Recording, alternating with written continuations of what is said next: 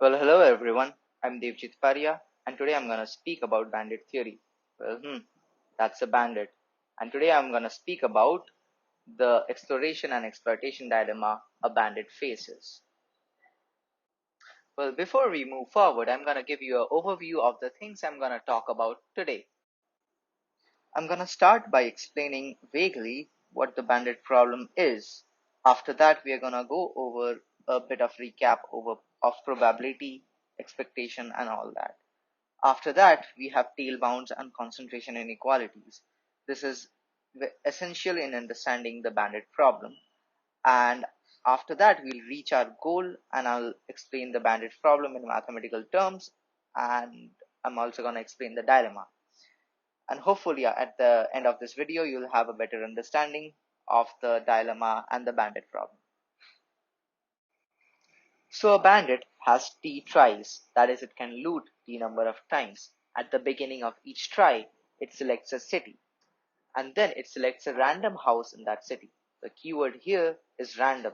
It does not know if the house belongs to a poor person or a rich person at the beginning of the loot. Now, the problem here is that it wants to select this city in such a way that its loot is maximized over this time horizon t. That is, the total loot it collects is maximized over this time horizon t. And that's the problem. That is, you have to select cities good enough so that it has a lot of loot. I'm going to talk about non-negative discrete random variables here, and throughout this talk you can assume that every random variable here is a non-negative discrete random variable. A random variable is a variable x which takes on values 0, 1, 2, 3 with probabilities p0, p1, p2 respectively. And this is also a distribution, that is summation of pi is 1, and we call p to be the distribution of x. Sampling from a distribution p means that we get 0 with probability p0, 1 with probability p1, and so on and so forth. The expected value of this random variable is given by the definition of ex. That is, in some sense, if we sample x from the distribution p, we see that on an average, we get that x is equal to mu.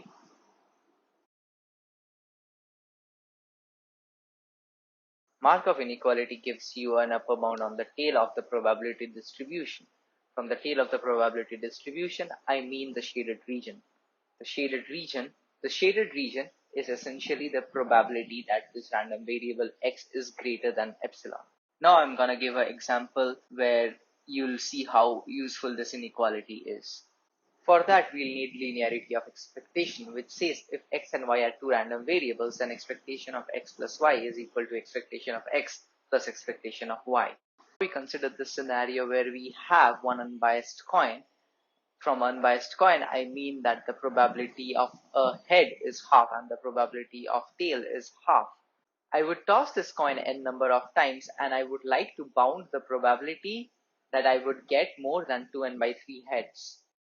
It can be easily seen that this is upper bounded by 3 by 4 using Markov inequality. To calculate the expectation of sum of hi's, we used linearity of expectation and we just plugged in those values into the Markov inequality and we get it. Now Markov inequality was a tail bound. Now we have this Chebyshev's inequality, which is a concentration bound. That is concentration of the random variable around its mean. That is, we bound the amount of area under the curve of the unshaded region.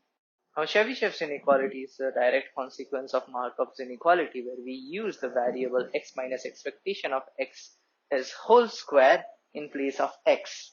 Now I'm going to describe a concentration inequality which is stronger than this Chebyshev's inequality. It's called the Hoeffding's inequality.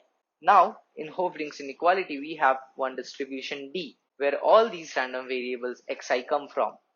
Now let's think about it from the point of view of coin toss experiment. Xi is equal to 1, that is heads with probability half, and Xi is equal to 0 or tails with probability half. Now, Observe that all these xi's have the same mean, that is half in this case of the coin toss experiment. And so using linearity of expectation, we'll get that the expectation of x hat is half again.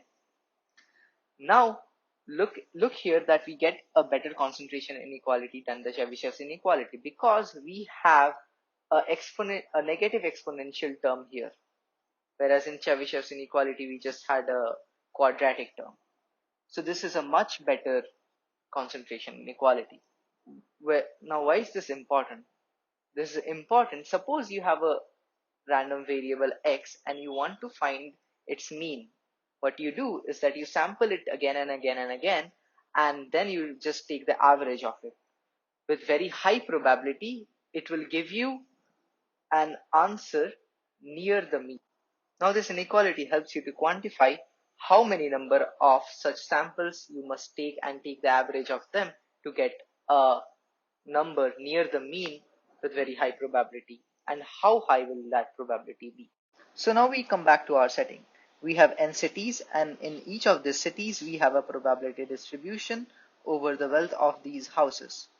We assume that the wealth of these houses is a discrete random variable. That is, the wealth in a house can be 1 or 2 or 3 and so on. In city I, the probability a house has X amount of money is given by P superscript X subscript city I. Now we also have mu I to be the mean wealth of the houses in city I. Now we define I star to be the best city in the sense that it has the highest mean of money in the house. Now the best gain you can expect is mu I star t. That is, we select the city with the highest mean and we play it t number of times. That is, we loot it t number of times. Now suppose that our algorithm has suggested us to play city C subscript 1, then city C subscript 2 and so on. Now also note that these C1, Ci's can also be random, and that comes from the randomization of the algorithm. Now once we play city Ci, we get a reward of gain subscript C subscript I, which comes from the probability distribution of P subscript C subscript I. So gain is a random variable, and the expectation of the random variable gain makes sense. Now how do we argue whether an algorithm is doing a good job over all these instances or not? That is, we actually just try to compare the gain which we have got to the best gain which we can get. And that is done using the quantity regret. Notice that the regret is also again a random variable. We usually do not care about this regret, we care about the expected regret. We try to minimize the expected regret. Let us consider the case of two cities. Now suppose I have looted city 1 some number of times and I have looted city 2 some number of times. And I know that the average amount of loot I have got in city 1 is greater than city 2 up until this point. So the question is, where should I go next? Should I loot city 1 or city 2? This is not so obvious, because maybe I might have not played city 2 enough number of times to get a good estimate of the mean. So should I explore and loot city 2, or should I just exploit and loot city 1? It can happen that the actual mean of city 2 is greater than city 1, but I just have not played it enough number of times to know if that's true or not. Now, how many number of times should we pull each arm? That can be quantified using Hoeffding's bound. But there are still a lot of caveats here and there, which I won't be discussing today. And this is essentially the dilemma of explore and exploit. And now I hope you guys know that it's not easy to be a bandit.